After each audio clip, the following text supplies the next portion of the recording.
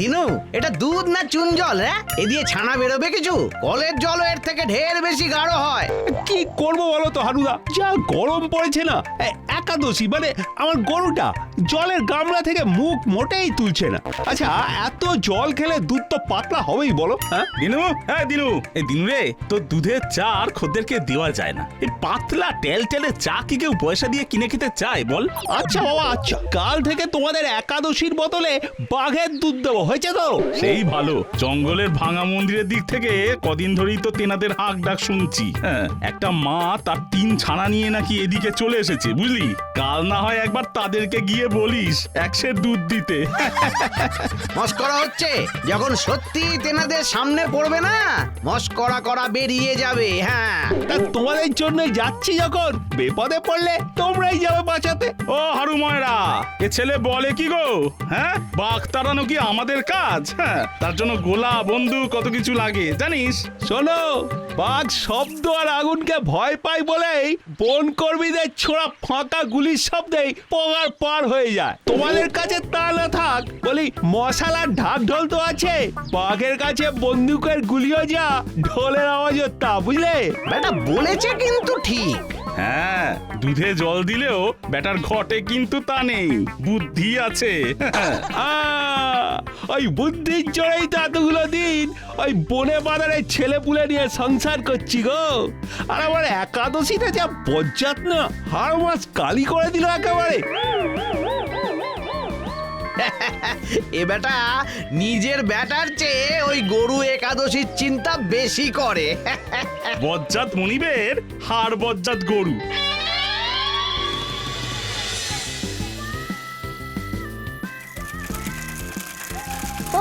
ও তুমি ফিরেছো, ভালো হয়েছে।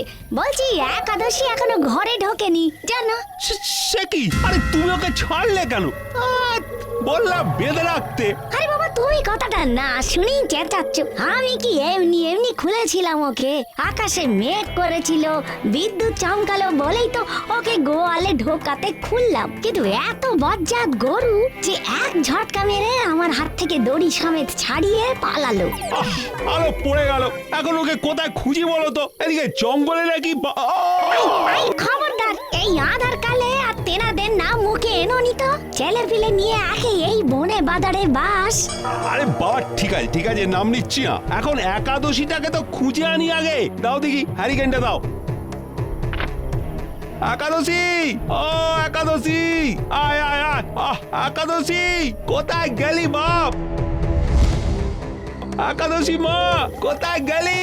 ও একাদশী, কোথায় গেলি মা? একাদশী, ও একাদশী, আয় আয়। কোথায় গেলি মা? ও খুঁজে খুঁজে আমি যে হয়রান হয়ে গেলাম। সারা দে না মা। ও একাদশী, মা আমার। এই তো সারা দিয়েছি।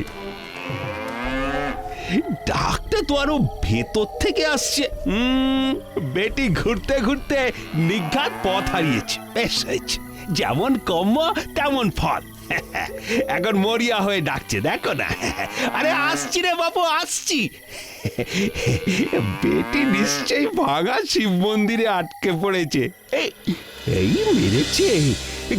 গায়ে যে সবাই বলছিল কাল এখানেই তেনাদের ডাক শোনা গেছে। মার 3-3টে বাচ্চা। ওরে একাদশী, কি মরতে তুই এখানে এলি?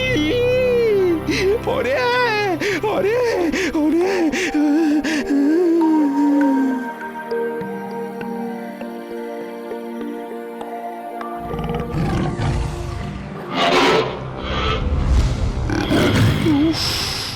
বাচ্চা বলে বেঁচে গেলাম, কিন্তু ছানা যখন আছে তার মাও নিশ্চয়ই এখানেই আছে। তাছাড়া ছানাগুলোরই যা গতর, ওদের এক থাবাতেই আমি শেষ, আর মাকে লাগবে না।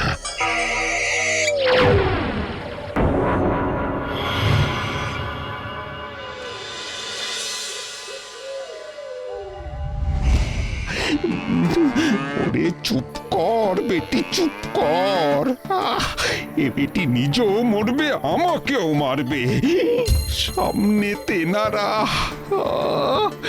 একাদশীকে নিয়ে আমায় আমায় পেছন দিয়ে পালাতে হবে।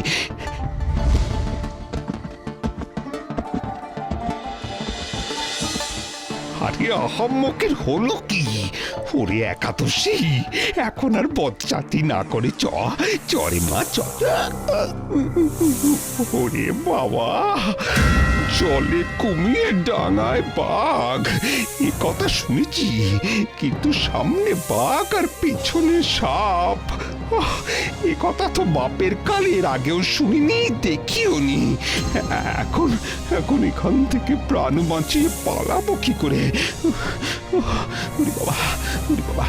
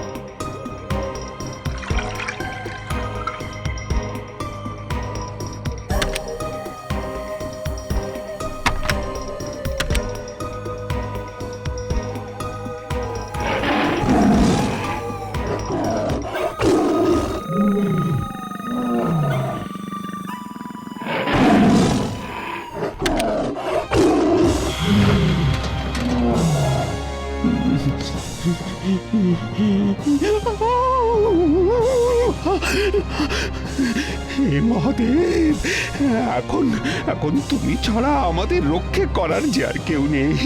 দয়া করো বাবা, কৃপা করো। ওম ওম নমঃ শিবায়, ওম নমঃ শিবায়, ওম নমঃ শিবায়।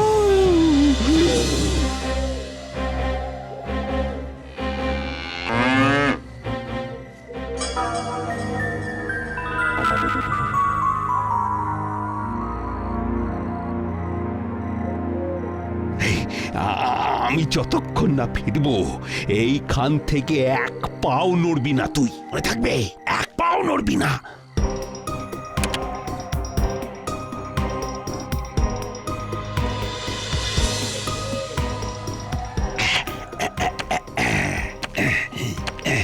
আর রাত্রে যে করে হোক কেটে গেলে কাল যাতে আমাদের বাঁচাতে লোকজন আসে সে ব্যবস্থা তো করতে হবে।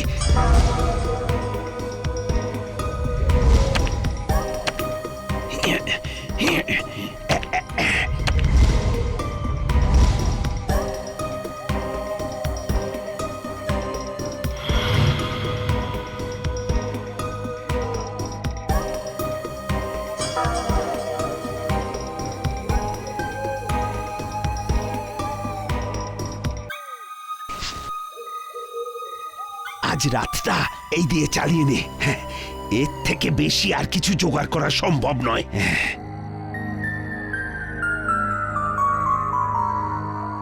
আজ রাতটা আমাদের প্রাণ তোমার হাতে সঁপে দিলাম বাবা। এখন এখন আমাদের মরণ বাঁচন সবটাই তোমার হাতে। জয় জয় মহেশ্বরের জয়, জয় ভোলেনাথের জয়, জয় মহেশ্বরের জয়। ওইখানে সে গরু নিয়ে আটকে পড়েছে। চলো চলো চলো চলো সবাই চলো।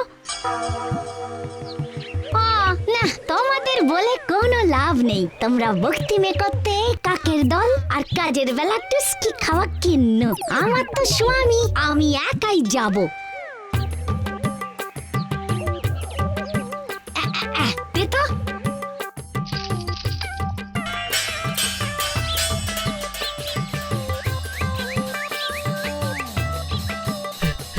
আরে আরে দিনু, হ্যাঁ তুমি এখানে আটকে আছো? আমরা তো সকালে উঠে মন্দিরের গায়ে ওই অত বড় বাঁশের গরু দেখে অবাক হয়ে গেছিলাম, ভেবেছি কি না কি হয়েছে। হ্যাঁ, এই ভাগ্য করে বউ পেয়েছিলে দিনু, আমাদের নাকে একেবারে ঝামা ঘষে দিয়েছে গো। কাল রাতে এই চত্বর থেকে বেশ অনেকবার বাঘের গর্জন শুনেছিলাম, বুঝলি? আমরা তো আসতেই ভয় পাচ্ছিলাম, কিন্তু তোর বউ যখন একাই রওনা দিল তখন আমাদের চৈতন্য হলো। আচ্ছা, তা সত্যি সত্যি তুই কি আমাদের জন্য বাঘের দুধ আনতে এসেছিলি নাকি? হ্যাঁ, তোমরাও না আমার বলে পিলে চমকে আছে, আর তোমরা মজা করছো। এই যে এই হতচ্ছাড়া একাদশীটা কাল বাঁধন ছেড়ে বউয়ের হাত থেকে পালিয়ে এসে জঙ্গলের মধ্যে পথ হারিয়ে ফেলেছিল। আচ্ছা, ওই বাঘিনীরা চলে গেছে? হ্যাঁ বোধহয়, দেখলাম না তো। আমাদের আসার সময় ঢাক ঢোলের আওয়াজ শুনেই হয়তো ভেগেছে, তবুও আমি ঢাক ঢোল বাজিয়ে যেতে বলে এলাম। সাবধানের মান নেই, তবে টাটকা অনেকগুলো পায়ের ছাপ দেখলাম। আজই বন দপ্তরের অফিসে গিয়ে জানাতে হবে, বুঝলে? আর দেরি করা যাবে না, যা করার আলু থাকতেই করতে হবে। চল চল চল তাড়াতাড়ি, একাদশী আয় আয় আয় আয়, চল বাবা। এই যাত্রায় মহেশ্বর প্রাণটা বাঁচিয়ে দিল, ওই কথা মনে রাখিস। জয় শিবশম্ভু, জয় জয় বাবা মহেশ্বরের জয় জয় জয় জয় জয়। ঠিক বলেছিস ভাই, আর নয়তো বাঘের মুখ থেকে বেঁচে ফেরা চারটিখানি কথা তো নয়। শোনো শোনো, মন্দির ভাঙা হলেও বাবা আমাদের খুব জাগ্রত। জয় বাবা ভোলা মহেশ্বর, জয় শিব শম্ভু, জয় বাবা। আজ চলো ঘরেতে, তোমাকে আর তোমার গরুকে কি করব দেখবে। এই মরেছে। তোমরা যাও তোমরা যাও, আমি বনের বাঘিনীর কাছে থাকবো, পালানোর সুযোগ আছে। ঘরে গেলে তো ঘরের বাঘিনীর কাছ থেকে পালানোর উপায় নেই।